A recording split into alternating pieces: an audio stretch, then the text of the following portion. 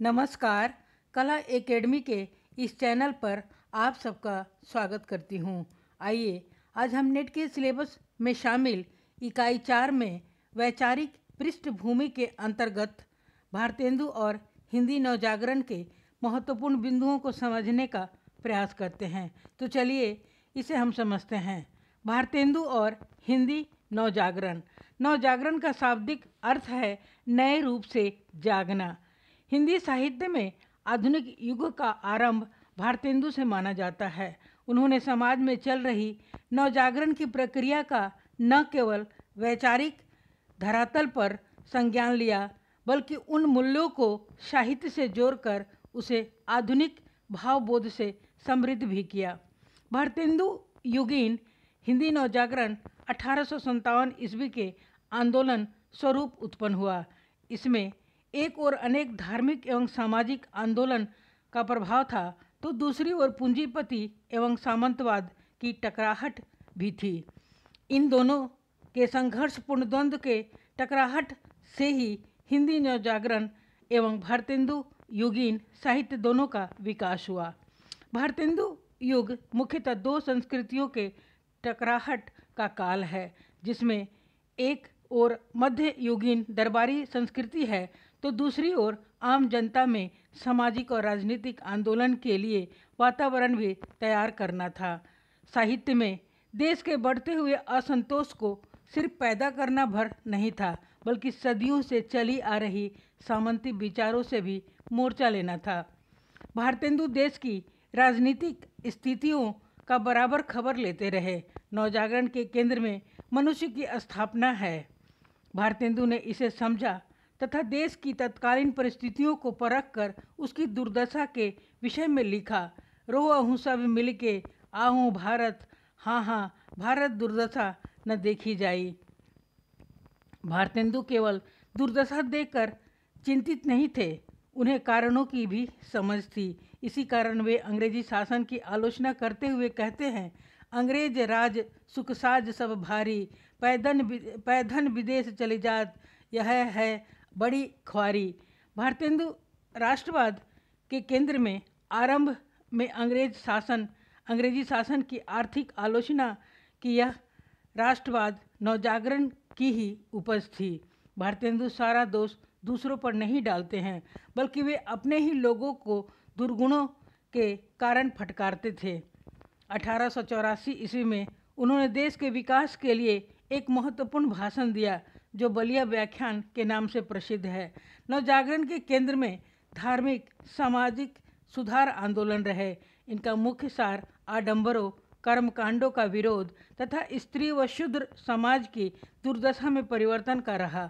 बलिया के व्याख्यान में उन्होंने विधवा विवाह का समर्थन किया, बाल विवाह का विरोध तथा लड़कियों की शिक्षा का भी समर्थन किया था।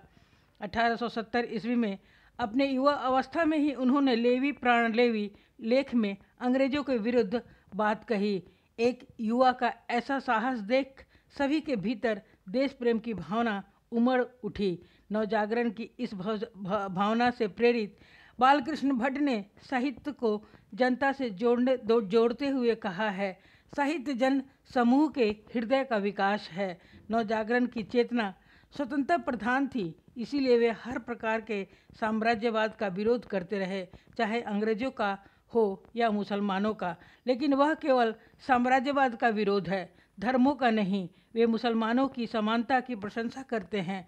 तमाम प्रगतिशील बातें उन्होंने अंग्रेजों से सीखी।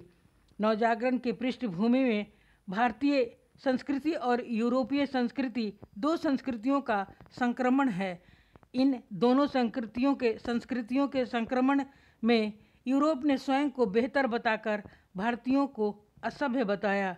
भारतेंदु ने अपने समय को समझा तथा भारतीयों को हीन भावना से बचाने का प्रयास किया।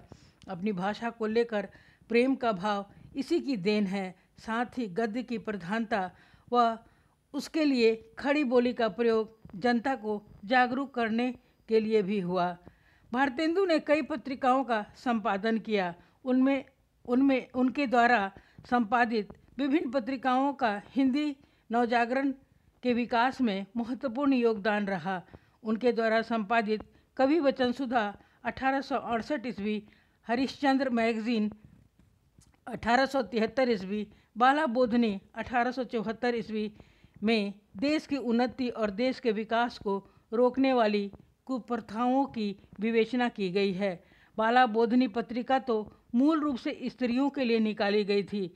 समसामयिक समस्याओं पर नाटक, निबंध आदि लिखे गए। यहाँ तक कि भक्ति विषयक रचनाओं में भी देशभक्ति संबंधी आधुनिकता का पुट है। इस प्रकार भारतेंदु हर विधागत माध्यम से नवजागरण की चेतना को संपन्न कर रहे थे। भारतेंदु के साहित्य में नवजागरण की चेतना पूर्ण रूप से मिलती है। इसमें उनका अंतर्विरोध भी शामिल है, जैसे राजभक्ति, देशभक्ति आदि। 1884 ईस्वी में भारतेंदु जब महत्वपूर्ण ऐतिहासिक घटनाओं की सूची काल चक्र नाम से निर्मित कर रहे थे, उसी वक्त उन्होंने हिंदी नए चाल में ढली 1873 का भी उल्लेख किया। प्रश्न यह है कि दुनिया की प्रसिद्ध घटनाओं में हिंदी का नए चाल में ढलना भी क्या एक प्रसिद्ध घटना है? अगर है तो 1873 ईस्वी को ही इसके घटित होने का समय क्यों चुना गया? इसका उत्तर आचार्य शुक्ल ने दिया। सन 1873 ईस्वी में उन्होंने हरिश्चंद्र मैगजीन नाम की एक मासिक पत्रिका निकाली, जिसका नाम हरिश्चंद्र चंद्रिका हो गया। हिंदी गद्य का ठीक परिष्कृत रूप पहल इसी चंद्रिका में प्रकट हुआ। भारतेंदु ने नई सुधरी हुई हिंदी का उदय इसी समय से माना है। उन्होंने कालचक्र नाम की अपनी पुस्तक में लिखा है कि हिंदी नए चाल में ढली सन 1873 ईस्वी। भारतेंदु लोकसभा के समर्थक थे। वे टकसाली भाषा के विरुद्ध थे।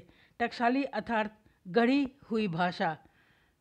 भारतेंदु भाषा का सहज, सरल, प्रवाहमय और विनोदपूर्ण रूप स्वीकार करते थे।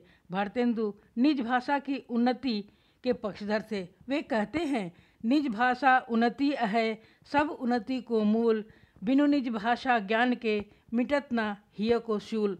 जय हिंद। आप सब ने इस वीडियो को सुना, देखा, इसके लिए मैं आप सबका धन्यवाद करती हूँ। कृपया वीडियो को लाइक, सब्सक्राइब और शेयर करें ताकि अन्य विद्यार्थी भी इससे लाभान्वित हो सके। धन्यवाद।